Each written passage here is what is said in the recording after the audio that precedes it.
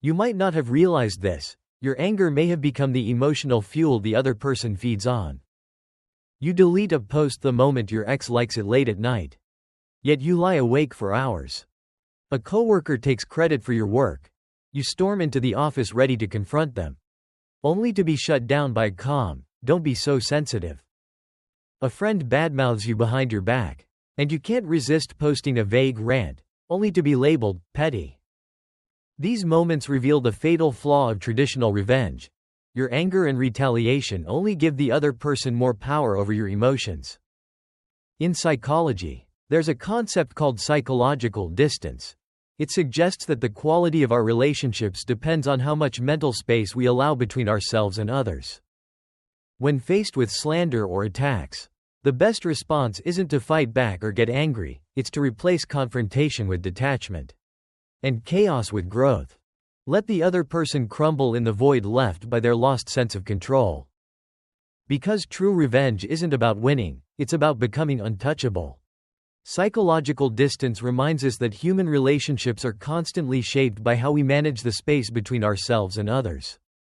When we get hurt and start to argue, we unknowingly pull the other person deeper into our emotional orbit. But when we expand that distance, cutting off emotional resonance and focusing on self-growth, those who once hurt us begin to fade into background noise. This approach doesn't drain your energy, instead, it delivers a quiet double blow. They lose their sense of control, and they're forced to watch you grow beyond their reach. Stop supplying emotional fuel. Let their manipulation fall flat. Those who hurt us often try to provoke anger to regain a sense of control, much like a child crying to get their parents' attention. But when we apply the psychological distance and cut off our emotional responses, their attacks become like punches thrown into thin air, no impact, no grip. Imagine a coworker deliberately belittling your proposal during a meeting to shake your confidence. In the past, you might have snapped back in anger and fallen into an argument. But this time, you calmly take notes on their suggestions, then submit an even more polished, professional version of your plan. This composed response makes their attack meaningless. The control they hope to gain disappears instantly. Or picture an ex posting photos with a new partner just to provoke you. Before, you might have confronted them or vented your frustration online. Now, you simply carry on, sharing your reading notes, your workout progress, treating your ex like a stranger, giving zero reaction. The brain's reward system depends on feedback to function. When your reaction no longer fits the script they expect, their desire for control collapses into anxiety, breaking their psychological advantage. Create uncertainty, and shatter their psychological advantage. People fear the unknown far more than open confrontation. When you respond to hurt with a calm they can't read, you pull them into a loop of doubt and hesitation. Imagine your boss deliberately ignoring you to crush your motivation. In the past, you might have tried to please them, working harder just to earn their approval. But this time, instead of chasing their attention, you quietly register for an industry conference and post a photo of your guest badge. Suddenly, your boss begins to wonder, has she made new opportunities? Why doesn't my cold treatment work anymore? Or when a partner uses silent treatment to push you into compromise, you no longer react with anxiety or guilt. Instead, you sign up for a flower arranging class, plan a trip with friends, and share photos of yourself smiling, genuinely. This uncertainty drains their psychological energy as they try to figure you out, while you quietly regain control, leaving them tangled in their own web of doubt. The best revenge is to increase your self-worth. The ultimate power of psychological distance lies here. When your growth outpaces the other person's ability to comprehend it, the hurt they once caused becomes insignificant. In one comparative experiment, one group spent 3 months obsessing over insults from an ex. They felt brief satisfaction, but soon fell into emptiness. Another group, however, used the same 3 months to earn professional certifications, grow side businesses, and ultimately doubled their income. They even attracted attention from headhunters. This latter group demonstrates the real power of psychological distance. By enhancing your own value, you create a gap that leaves the other person unable to feel jealousy or exert control. How to use psychological distance. 1. Set boundaries.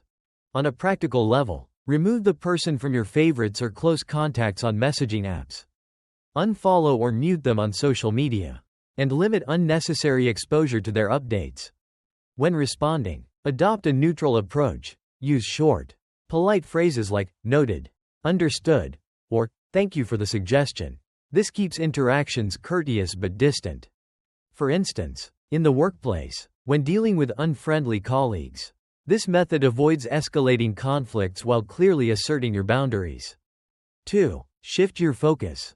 Set aside a dedicated self-investment period each day, for example, from 7 o'clock to 9 p.m., and commit to learning new skills or developing side projects. At the same time, create an achievement savings jar. Every time you complete a goal, such as finishing a book, deposit a small amount, $5, into it as a travel or reward fund. Behavioral psychology shows that after consistently practicing a new habit for 21 days, it gradually replaces old emotional patterns. This helps shift your attention away from those who hurt you and toward your own personal growth. 3. Showcase your self-worth.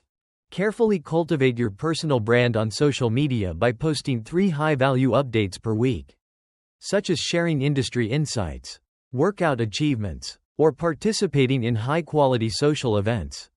In real-life scenarios, naturally demonstrate your new skills whenever you appear in situations the other person might notice you.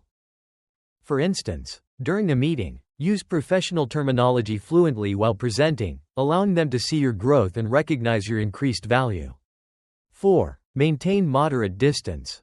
When dealing with clingy individuals, respond politely but firmly.